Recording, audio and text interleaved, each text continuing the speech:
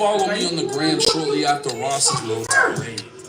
I myself was surprised Ross was so quick to respond to his single past, as he's changed the story so many times and added new twists. Allegedly he was pushing Bleak in prison, but apparently it still strikes a nerve almost a decade later to see himself in that uniform. Like I told Officer Ricky, he's the one that decided to break up. Then we went down. I know you don't know yet. Real know that. Oh shit, Ricky's friends outside. You hit him? What?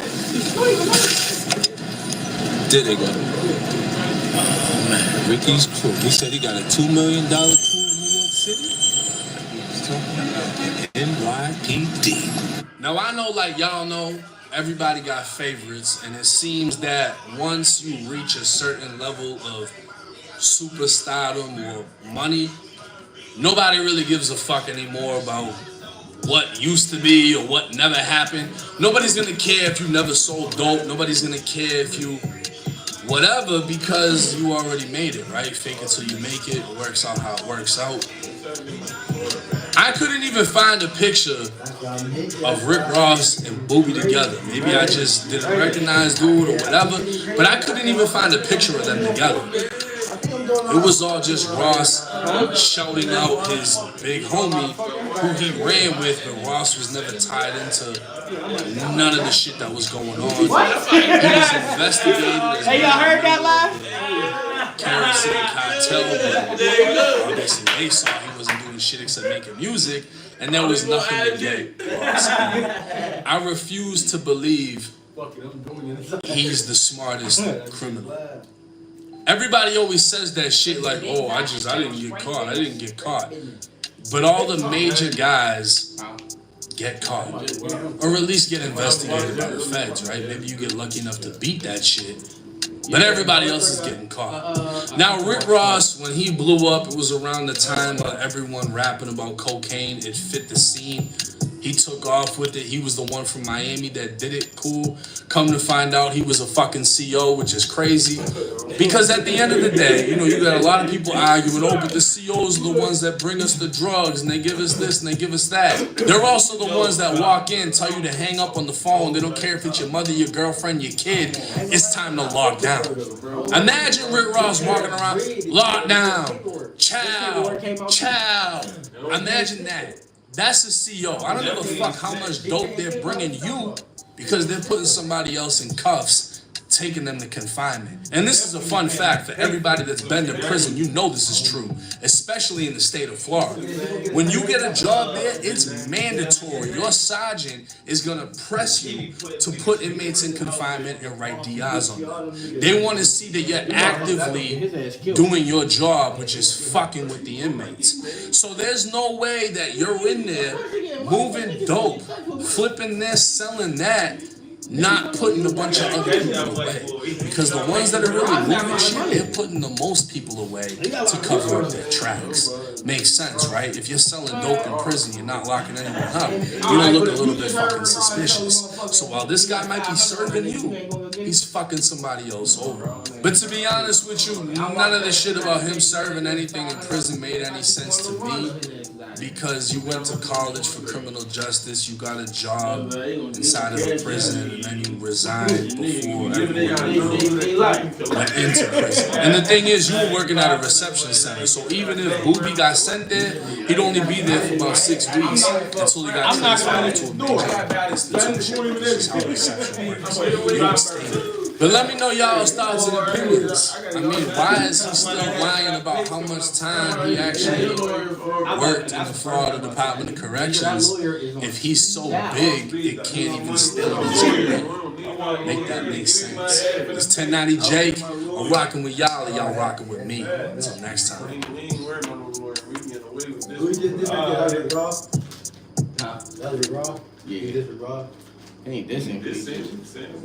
Man, what's up, everybody? Welcome back to another episode of EOS. It's 1090 Jake, and I'm rocking with y'all, and y'all rocking with me. For this video, we're gonna be speaking on Rick Ross, the self-proclaimed kingpin, but actual former corrections officer.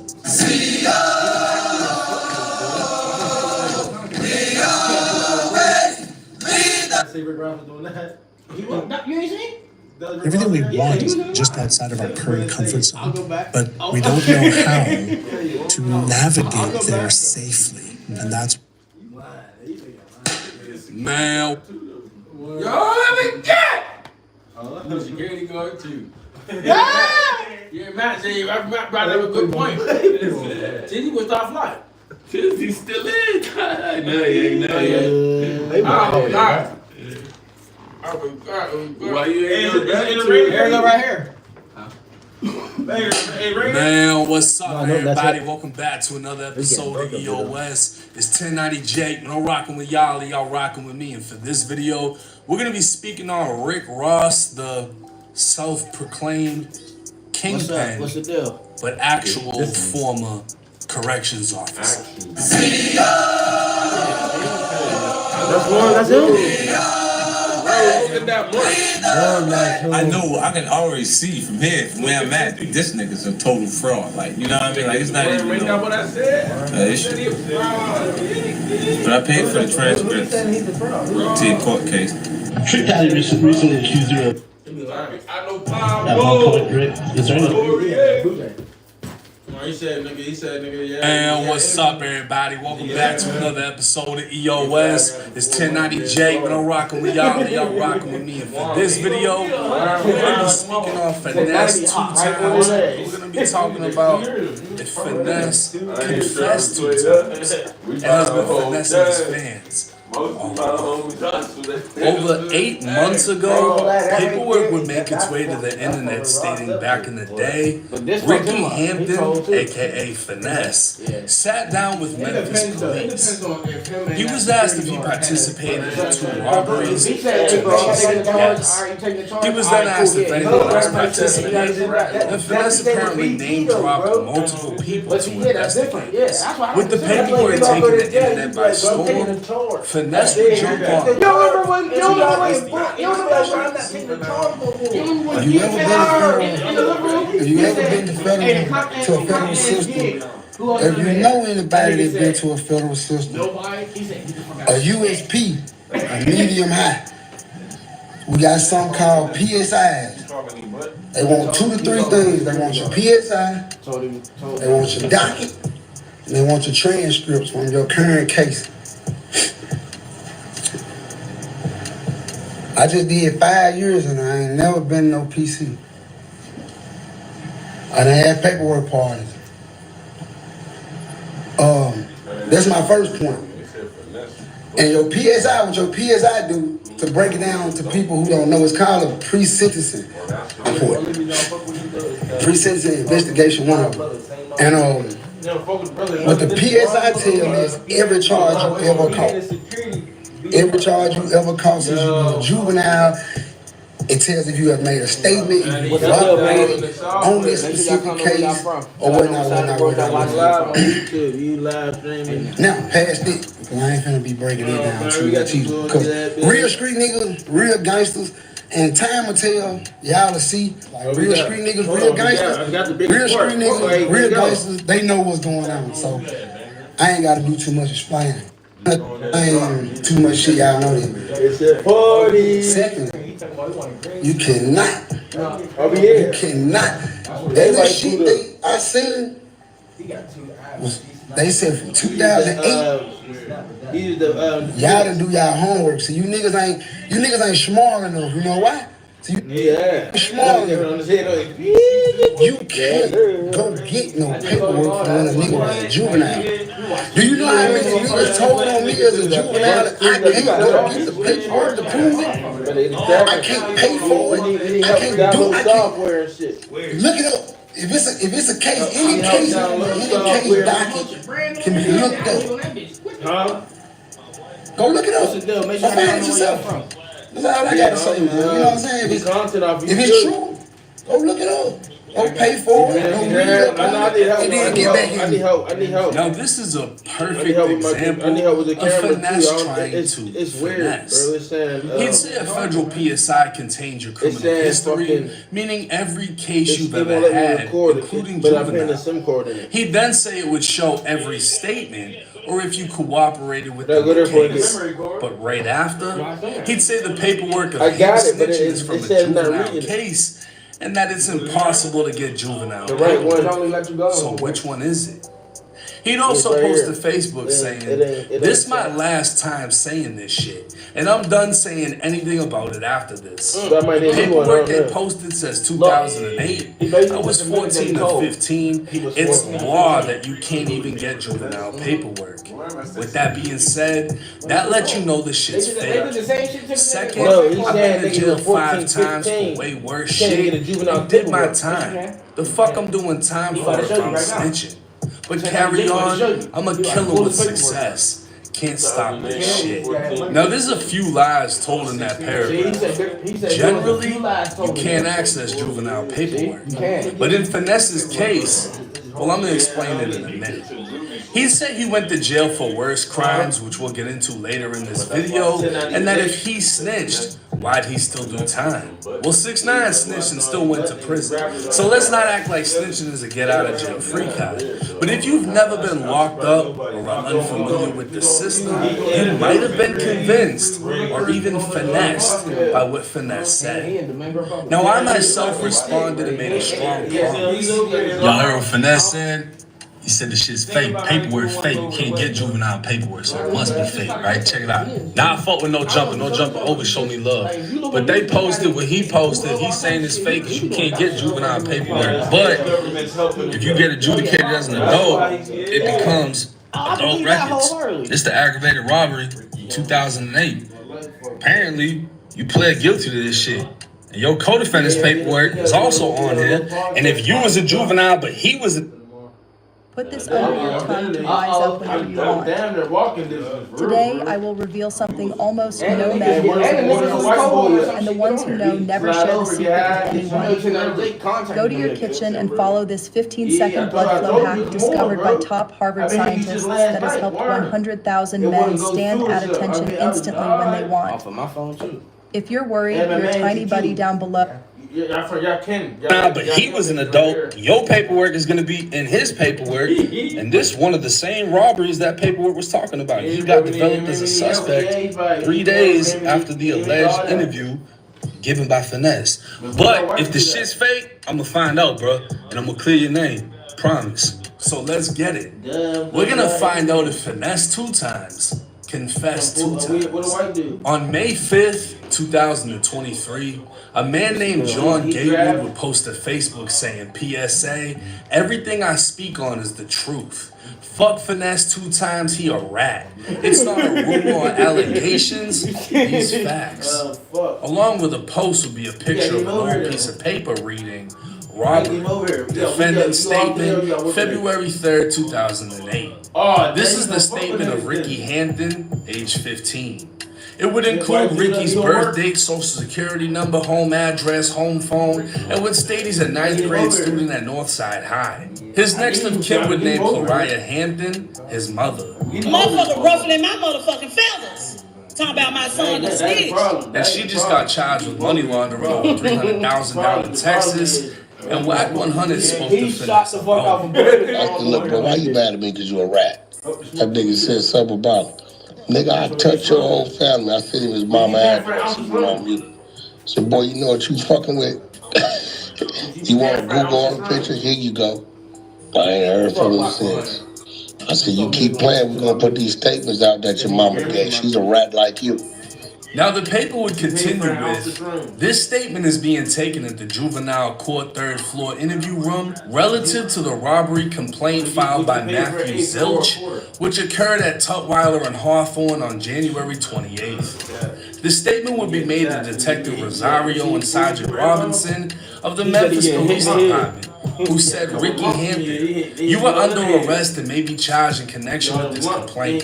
I'm going to ask you some questions regarding the above complaint. You have the right to remain silent, and anything you say can be used against you in court. You have a right to a lawyer, either of your own choice or court appointed, if you are unable to afford one, and to talk with him before answering any questions, and to have him with you during questioning if you wish. Do you understand each of these rights I have explained to you? Ricky Ricky Hampton, aka Finesse 2 times, he signed his initials. Do you retract that statement now?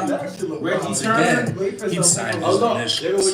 The investigator would ask Finesse, did you participate in the robbery of Matthew Zilch? Finesse would answer, yes sir. Did anyone else participate in this robbery with you? If so, name them. Finesse would answer, yes. Jonathan Gatewood, Kendrick Bonds, and Daedric Mungy. Now, if this paperwork is fake, let's pick it apart. State ID would hit the internet, confirming his name and... Would you try to come slide and bring white dude? We get white dude over here? From thermostats to security cameras to home assistants. The average U.S. home has 22 smart devices from an assortment of manufacturers, but they can't talk to each other. Not only is it frustrating, but it's a literal disconnect. That's why the Matter protocol was created, to enable smart devices to communicate with each other. Ladies and gentlemen, my name is Tommy G. I'm here in Houston with Maxwell Cream and the boys.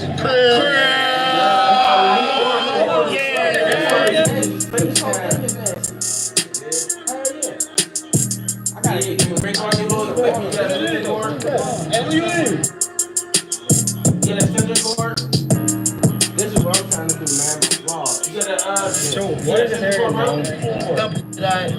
It's a whole lot of Crips up here too. We stuck down out here. Niggas know that. Niggas know that.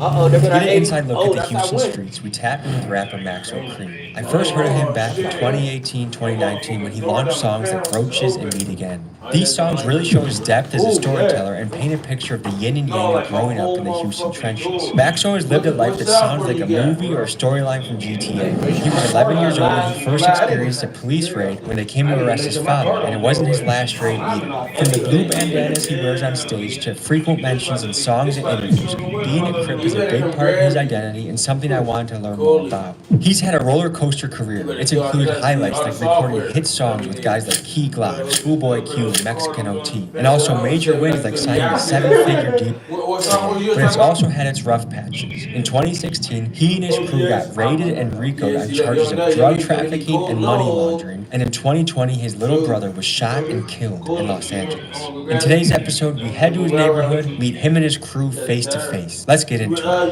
Before we hit the Houston streets, I wanted to see what we were getting ourselves into. In shooting a video about Second Amendment rights, I met this man named Tactical Car, who's SWAT team and law enforcement in the Houston area, and I wanted to get his opinion on the gang culture in Houston. Here's what he had to say. My guy Tommy G asked me to talk about the gang culture in Houston. Right now, Houston, you have neighborhoods, you have cliques. You can have a blood and a Crip right next to each other putting in work because it's all about the clique and the hood that you are from. You had a lot of Bloods, you had a lot of Crips, some Vice Large.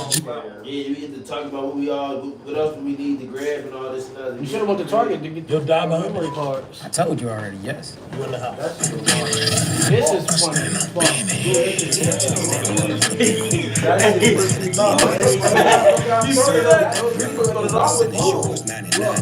This episode of Crip in the House is brought to you by Raising Cane's Chicken. I've been sending all I told you. Ain't the power.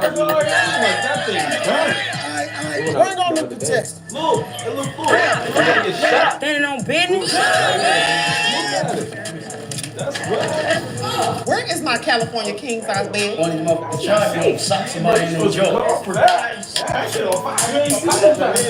I'm here to stir this shit up and make it a real gumbo mix. Y'all made it to the next level.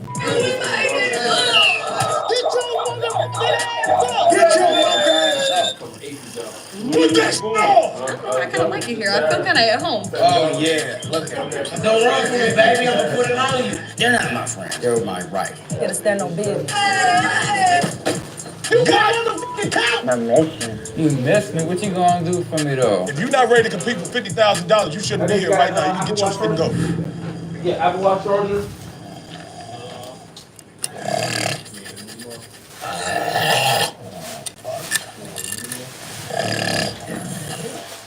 I'm standing on business.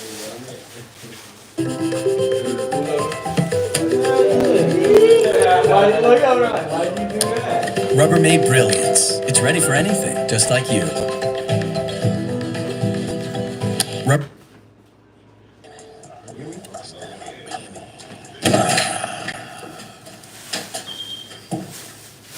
Could have been house. One by one, all y'all niggas getting kicked out.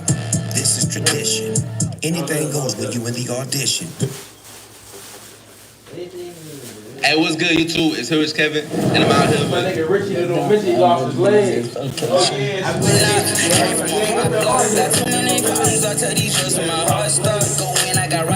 Hey, I appreciate you coming, Dunk. Real talk. Hey, for the audience, tell them how many likes on the video. 40K likes. Y'all had 40,000 likes. First round, this is what we're gonna do. I'm gonna have all the girls. Who got the biggest car? Oh, I got the most fucked up of mine. Hey, Banger, you thought your round was safe? No sticker. I mean, fuck. Hey, that ain't shit. No stickers. But if they 2022. But if they get behind you, you got insurance and shit. My insurance and shit up to date. They don't know that about no stickers. It's dark as fuck. I mean, I ain't got insurance to get behind me. I mean, I got L's though. oh yeah, I ain't gonna fit my right either. I got all that shit in there. Oh! hey, Banger thought boys locked him out. Hey. Damn, but that shit for real, bro. Yeah, my car might tip. I ain't gonna. I'm scared to drive my shit. I ain't gonna hold you. You got a truck. Yeah, but my alignment is fucked. That shit really. My car already